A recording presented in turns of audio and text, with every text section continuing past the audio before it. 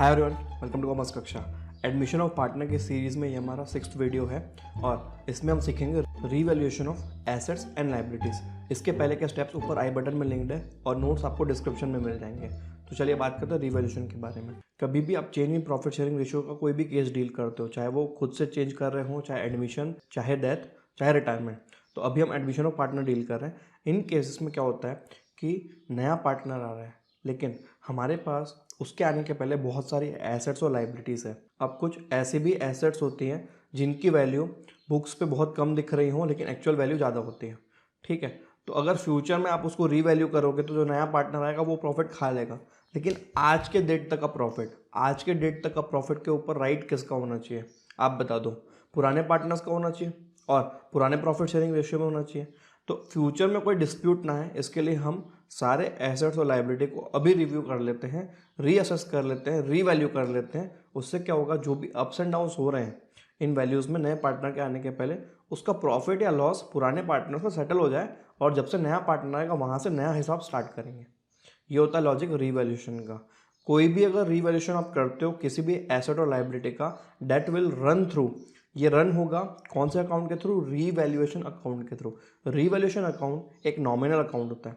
Revaluation account एक nominal account होता है। नॉमिनल अकाउंट मतलब कोई भी प्रॉफिट हो रहा होगा तो आप रीवैल्यूएशन अकाउंट को क्रेडिट करोगे, और कोई भी लॉस हो रहा होगा तो आप रीवैल्यूएशन अकाउंट को डेबिट करोगे। तो चलिए देखते कैसे होता है ये revaluation of asset liability. At the time of admission of partners, the value of assets or liabilities may be different from its book value or balance sheet value. Book value हमको कहाँ से मिलेगी, हमको balance sheet से मिलेगी। ठीक है, with time the value of asset may increase or decrease. In the case of liabilities, it is possible that the amount payable is different from that on the books of accounts. ठीक है, this increase or decrease in value of assets and liabilities will result in profits or loss due to revaluation. This profit or loss is the right of old partner in their old profit sharing ratio. पुराने partners का right है, पुराने partners को old profit sharing ratio में दे देंगे। Therefore, we should calculate profit or loss on revaluation and transfer it to old partners in their old profit sharing ratio. Journal entries to record revaluation. सबसे first, increase in value of asset. कभी भी कोई भी asset आपका increase होता है तो आपको क्या फील होता है? Is it your profit? Yes, it is our profit. कभी भी कोई भी एसेट बढ़ेगा और कभी भी हम एसेट को बढ़ाएंगे तो उसके अकाउंट को डेबिट करना है, और जो करस्पॉन्डिंग प्रॉफिट है वो हम रिवैल्यूएशन अकाउंट में क्रेडिट साइड में रिकॉर्ड कर लेंगे।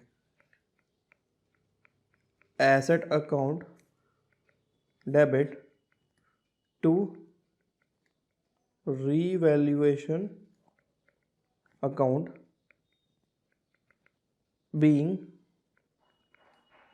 Asset revalued. Next, decrease in value of asset. कभी भी हमारे किसी भी एसेट की वैल्यू कम होगी तो ये हमको क्या फील होता है? ये हमको लॉस फील होता है। ठीक है, लॉस। आपको अगर एसेट की वैल्यू कम करनी हो तो एसेट का अकाउंट क्रेडिट कर दो और सामने जो लॉस बुक हो रहा है तो लॉस के लिए रिवैल्यूएशन अकाउंट डेबिट कर दीजिए। रिवैल्यूएशन अकाउंट डेबिट टू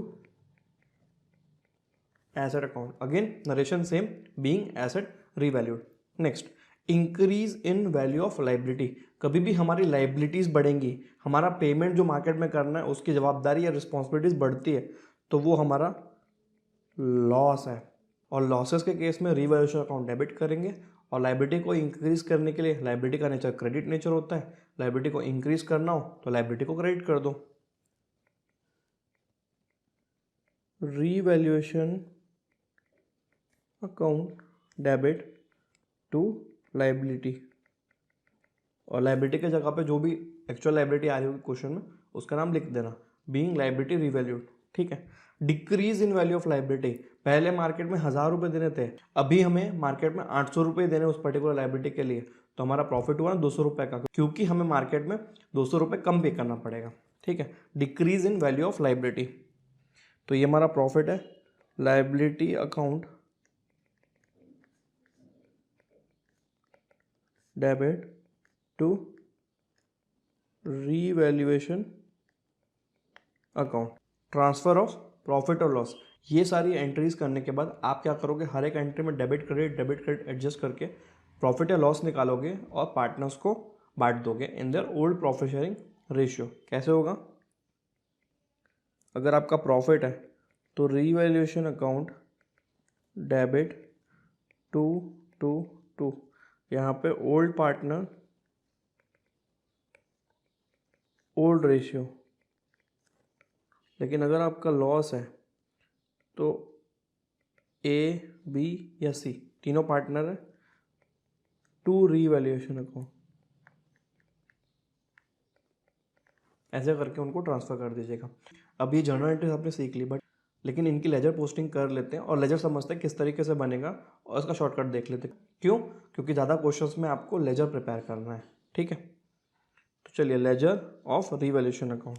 सबसे पहले डेबिट साइड, डेबिट साइड मतलब लॉस और क्रेडिट साइड मतलब प्रॉफिट। तो कभी भी एसेट की वैल्यू कम होती है तो आप लॉस में डालो, और कभी भी लाइबिलिटी की वैल्यू इंक्रीज हो रही है तो यहाँ पे डालो। ठीक है, और यहाँ पे प्रॉफिट साइड में एसेट की वैल्यू बढ़ रही होंगी अपसाइड, ठीक है, या तो फिर लाइबिलिटी की वैल्यू डाउन साइड जा रही होगी तो आपका प्रॉफिट होगा। ठीक है, ये आपका शॉर्टकट हो गया। ठीक, अगर क्रेडिट साइड ज़्यादा है तो आप तो प्रॉफिट की पोस्टिंग यहाँ से होगी to profit transfer to partners. ठीक है, ए बी या सी, और अगर लॉस है तो by loss transfer to partners. I hope आपको रिवैल्यूएशन का कॉन्सेप्ट समझ में आ गया होगा। नेक्स्ट वीडियो में इसका एग्जाम्पल करते हैं।